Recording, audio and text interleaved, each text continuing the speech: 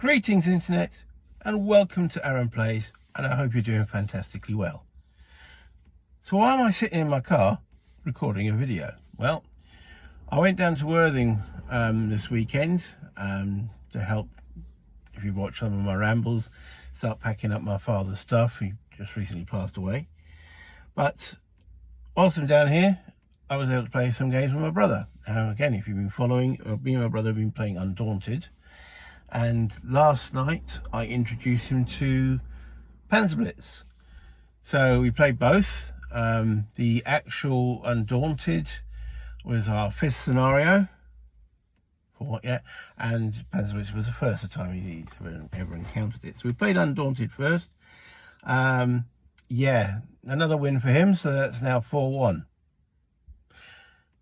It was good fun. So I said, right, okay, have a look at Panzerblitz. And we did Situation 1, which I did the other day, well, I'll say now 2 weeks ago, with Ari from Finland, and played on. That was my first game of Panzerblitz. So last night was my brother's first game of Panzerblitz. And he was, meh. And I can see why. You know, the simplicity of Undaunted and the perceived, notice I use the word perceived complexity of Panzerblitz. Right, it's similar sense of rules, but hex encounter and quite different concepts to what he's used to. My brother has played things like Combat Commander way in the past, pretty much when it came out, 2006, 2007, around there. We've played Command and Colors Ancients, and Band of Brothers. So he has played a few tactical games, but this was different. And it says maybe because it was quite a while since he's played them.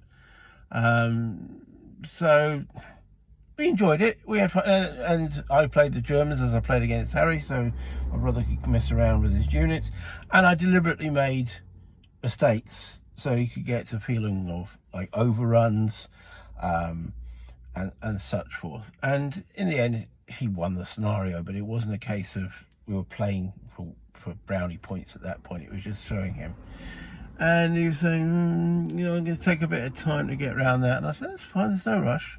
We're starting to play. I mean, the main thing is me and my brother playing games again. That's great. Loving it.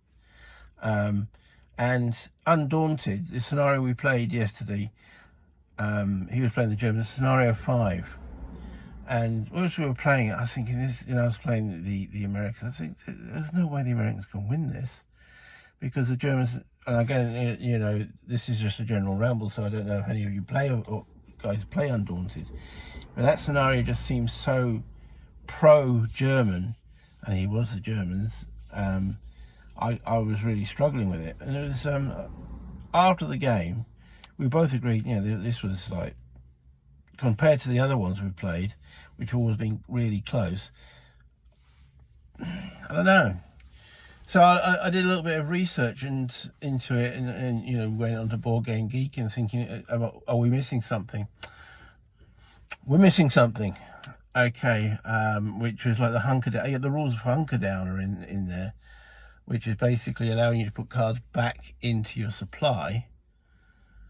And we were like, yeah, what's the point of that? Why do you want to do that? Well, now I can see the purpose of wanting to do that. It allows you to trim down your deck and then concentrate on what you really want to concentrate on. So we're going to actually, as we're now just really starting to realise that there's more layers to the onion, as it were, with regards to Undaunted, that we're going to focus on that. We're going to finish the Normandy set. I've purchased the North African set and the reinforcements, and looking forward to going through that. And I'm hoping, if my partner's watching this and all my daughter's watching this, which I doubt, but you know, that they've taken the severe hints that I would like Stalingrad. I like the system because it plays well. It's not a deep simulation, it doesn't even admit to being that, but it's fun. It's intuitive in a way. As I say, we're now starting to see that there are other layers to the onion, and we can delve deeper into it. So that's a good thing. And you can get 2 or 3 scenarios done in a night. I mean, last night, if we hadn't done the Panzerblitz, we'd have probably been able to do scenario 6 and maybe even scenario 7 Undaunted. But I wanted to introduce him to Panzerblitz, which I had mentioned on the Panzerblitz videos. One of the reasons why I got it in the first place.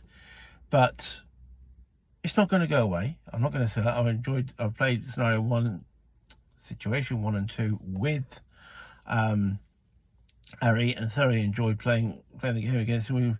He's now playing the Russians in situation 3, so I've got a setup to look at. We're both a little disappointed in the Ultra Deluxe module from Vassal, and if any one of them people are watching, why have they used the situation cards and counters from the original game, not the revised game that everyone else is playing? So we might have to go back on a different module for that. So yeah, so that's why I'm home in the car. I thought I'd express these thoughts whilst they're still fresh. I've still got one more, at least one more video of Panzerblitz to do for the second part of situation 2, my game with Harry, when I go through that. And depending on that keyword, likes and such forth, will determine if I'll actually record the situation 3. Me and Harry are going to play it. It all depends if you guys want to see it. And the only way I'll know that if you guys want to see it is if you hit the like button. You know, you can get as many views as you want it, but if no one's liking it, there's not much point, is there? So, and it's the same with this. You know, I could go on, you know, if I want to hit the like button. I know you guys are, you know, enjoying what I'm doing and saying. I'm sitting in the car. It's a nice day. About to go and pick my mum up. Take her out for a cup of tea and such forth. And I thought, well, I've got a few minutes to spare. I'll share my thoughts with you guys, and that's what I'm doing. So until next time. What's time? Until next time, play games, have fun. Bye, internet.